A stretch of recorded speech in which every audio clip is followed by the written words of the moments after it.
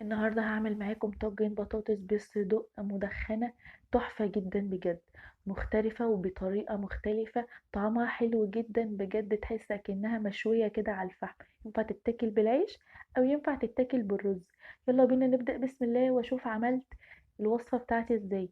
فيها طرق مختلفة وكمان الطريقة بتاعتها مختلفة جدا بتخليها طعمها غير بجد. انا هنا كان معايا نص كيلو من البطاطس، بقطعها حلقات كده زي ما انتوا شايفين. وطبعا تقدري تزودي كمية البطاطس على حسب أفراد الأسرة عندك. بعد ما قطعتها حلقات هبتدي بقى أقطعها على 4، وممكن البداية خالص تقطعيها على 4، بس أنا حبيت إن أنا أقطعها حلقات الأول بعد كده أقطعها على 4، علشان خاطر عايزة المكعبات بتاعتي تكون السمك بتاعها متوسط زي ما انتوا شايفين كده. وبعد كده هجيب بقى نص كيلو من الصدق بتاعي، وهقطعه برضو الصوبع على 3. تقدري تقطعيها لما يكون الصدق بتاعك مجمد، يعني ممكن تحطيه في التلاجة يجمد شوية يمسك شوية علشان خاطر ما يتهريش منك، او تكون السكينة بتاعتك تكون حامي علشان خاطر ما يتفرفتش ويتقطع منك.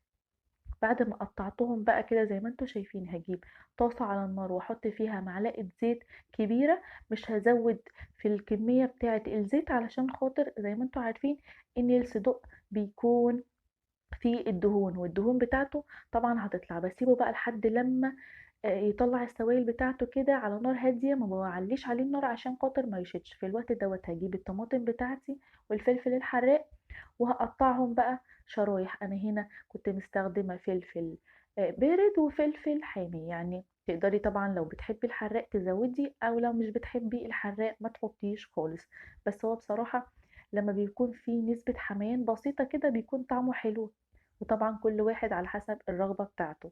هقطعه بقى زي ما انتوا شايفين كده حلقات، وتكون الحلقات ديت يعني رفيعة ما تكونش سميكة. وبعد كده هقطع الفلفل الحراق بتاعي. يا ريت لو انتوا اول مرة تشوفوا قناتي ما تنسوش تشتركوا في القناة وتفعلوا زرار الجرس على الكل، علشان خاطر يجيلكم اشعار بكل فيديو جديد انا بنزله. ويا ريت تشيروا الوصفة ديت لاكتر حد عايزينه تجربوا معاه الطاجن دوت. وبعد كده هجيب الطماطم بتاعتي واقطعها مكعبات كده زي ما انتوا شايفين.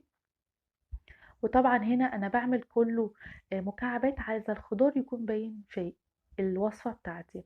زي ما انتوا شايفين كده، بصوا الصدوق اخد لون كده ونزل الدهون بتاعته. هبتدي بقى احط عليه البطاطس علشان خاطر انا عايزه اخلي البطاطس ديت تشرب من الدهون بتاعة الصدق، يعني انا عايزاها تكون اكنها هي الصدق بمعنى اصح. بصراحة بتكون طعمها حلو جدا.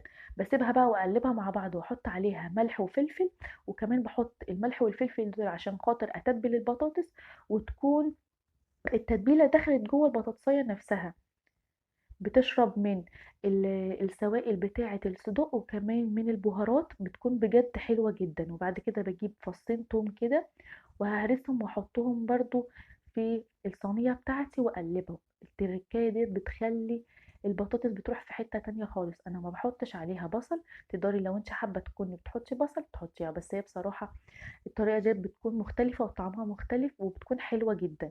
وبعد كده بقى هجيب معلقة من البهارات بتاعة اللحمة وهحطها عليه. انا ما حبيتش اكتر من البهارات لان كده كده زي ما انتوا عارفين ان الصدق بيكون متبهر وفيه بهارات كتيرة. انا بس حطيت بهارات بسيطة علشان خاطر ما يكونش الوصفة كلها طعمها بهارات وما يبانش معايا طعم الصدق ولا البطاطس. هبتدي بقى احط الطماطم والفلفل اللي انا قطعتهم وهقلبهم تقليبه مع بعض بالمنظر دوت، اكن البطاطس يعتبر استوت نص سوا كده.